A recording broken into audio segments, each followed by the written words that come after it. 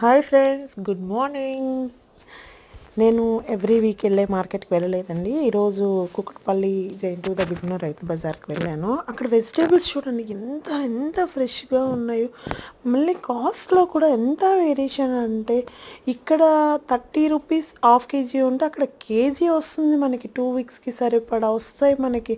అసలు సొరకాయ చూడండి ఎంత పెద్దగా ఉందో, 20 రూపీస్ అంట. అసలు చిక్కుడుకాయ అయితే 40 రూపీస్, బీన్స్ 40 రూపీస్. అసలు ఎంత బాగున్నాయండి, ఫ్రెష్గా ఉన్నాయి. అసలు అసలు అక్కడ స్టాక్ ఉండే సమస్య లేదండి. క్యారెట్ అయితే ఇంకా చెప్పక్కర్లేదు.